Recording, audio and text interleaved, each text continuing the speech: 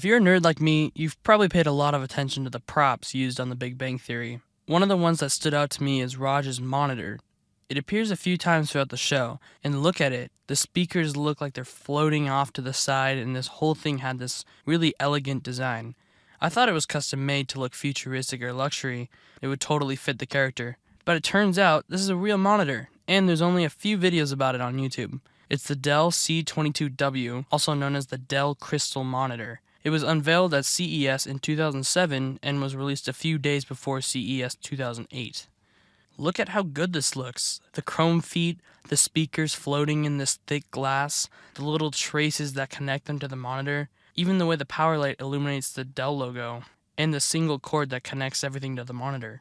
This took some creativity and effort to design. I don't think the modern Dell would do this. They seem to be more focused on collaboration monitors for hybrid workforce. But this was 2007 Dell. They wanted to make a luxury monitor that stood out. There's not a lot of video coverage of this monitor, but from what I can tell, it was a centerpiece. It even won Design Innovation Awards at CES. But at what cost? This monitor has a price tag of $1,199. That's equivalent to about $1,800 US in 2025. You could have picked up a monitor with the same resolution for about $300 back then. You could get a higher resolution, better performing monitor for $500. So, is it really worth it? Let's find out. Who knows, maybe it'll even hold up to today's standards. The first thing I need to do is plug it in, but everything goes through that single cable until it breaks out into individual connections. I both love and hate this idea.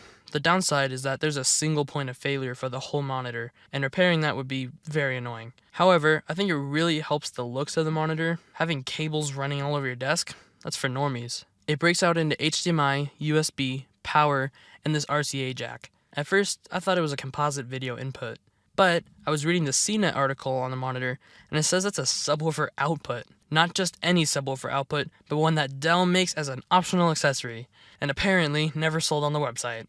The manual says the subwoofer was up to 50 watts, so it's definitely a separately powered unit, and the output is line level, but we'll have to test that with an actual subwoofer later. There's no integrated power supply, which is a little annoying, although if this one ever goes out, I could easily find a replacement.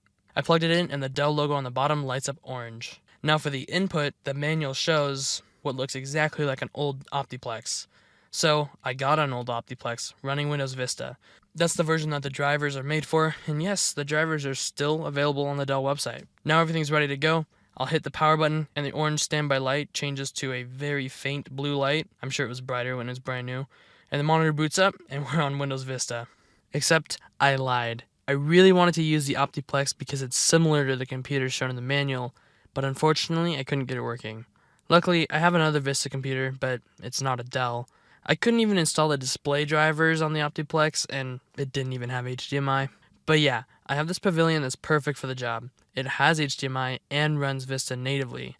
It's actually a very interesting PC with multiple composite video inputs and antenna inputs. It even shipped with 2 hard drives and RAID. If you'd be interested in a video on it, let me know. I'll mess with that computer later. What about the monitor?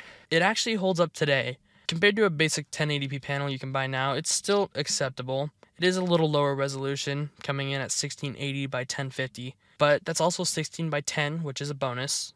The colors are pretty good, even for today's standards.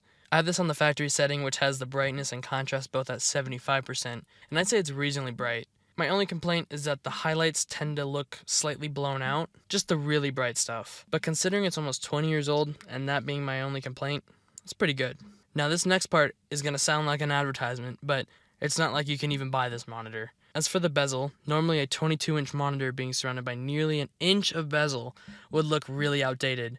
But then you have this glass that surrounds it, and I think it kind of saves it. It's almost an inch of glass on the top and bottom, and 3 inches of glass on the sides. Apologies for the Imperial units. And these buttons embedded in the glass at the bottom left look so cool. Usually buttons on the front of a monitor kind of take away from the design, but these improve it. You can see the little circuit going to each button, and they're touch-sensitive buttons too. Those same traces are what connect the speakers, and again, it adds to the design. Those traces aren't actually embedded within the glass. You can feel them on the back, but they're extremely thin, so you can't tell.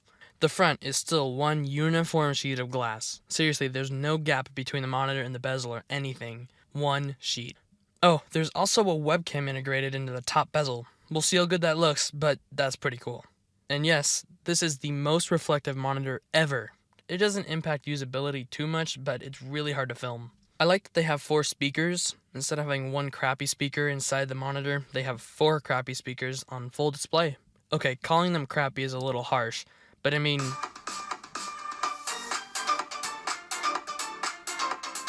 you can tell these aren't amazing. They're pretty tinny. Here it is compared to my MacBook Pro.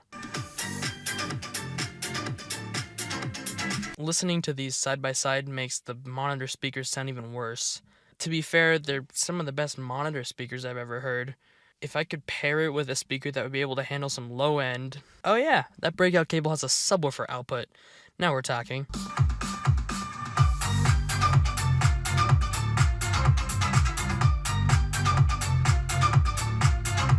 Last few things about the design. The back of the monitor also looks pretty good. It has this angular design where the chrome feet meet the back of the monitor. The chrome can look tacky at times, but I think on this monitor, it looks good. The Dell logo illuminates in blue, which could be pretty polarizing.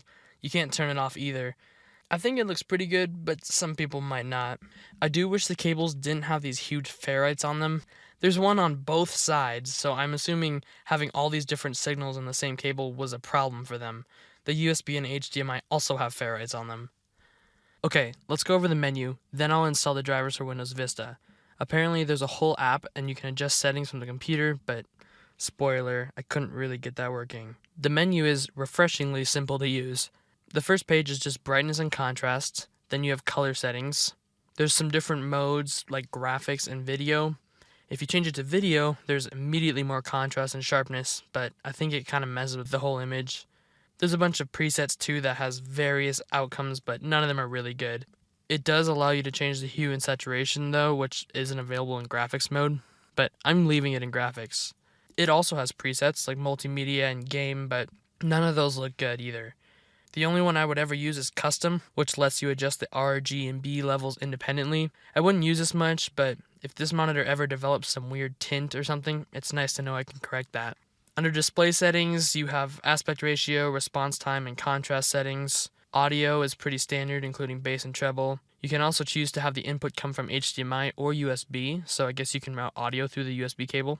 There's some other basic settings. You can turn off the button sound. Yes, there's a little beep every time you turn it on or hit a button. Another one is LCD conditioning. I remember seeing this on one of my dad's old Dell monitors when I was a kid and thinking it was pretty cool. All it does is flash different colors on the screen and try and fix image retention. I'm not sure how well that works, but it lets us get a good look at the backlight, and I think it's holding it pretty well. The image looks pretty even.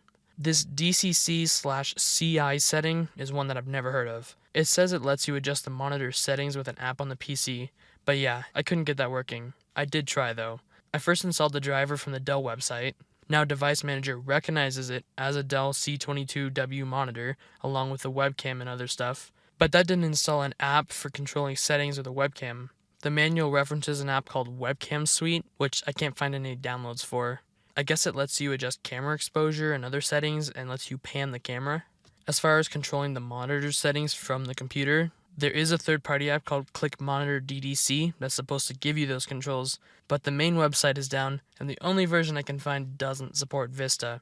I wish I could have tested this feature, but I don't think it's going to happen, at least with this computer. At least I can test the webcam out, and you know what? It's not that bad, especially for the time.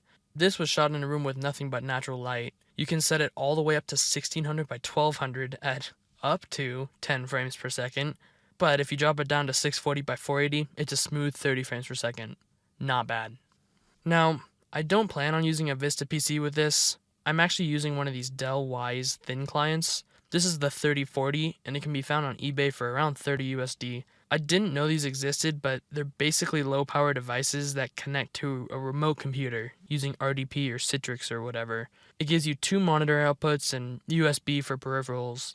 The device has a UI built in, so you can configure it to say different computers to connect to and stuff like that, or you can just have it boot directly into an RDP session.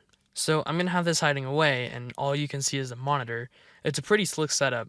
Sound and everything works too, but the webcam doesn't. It just crashes when it tries to boot while you have the webcam plugged in. And the latency isn't perfect, but it's definitely low enough to where you don't notice it, especially on a local network. So that's what I'm going to use the monitor for. I really like it. I didn't even know it existed until I saw it in The Big Bang Theory, and I'm glad someone on Reddit was able to identify the monitor. The screen is still okay for modern standards. Maybe someday when it dies, I can put an OLED panel in it. Thank you to my Patreon supporters who helped me buy cool stuff like this. I published a full behind the scenes of this video, including my struggles with Vista, and a look behind some of the cool camera shots. If you want to become a member, there's a tier starting at $2 a month. Thank you for watching.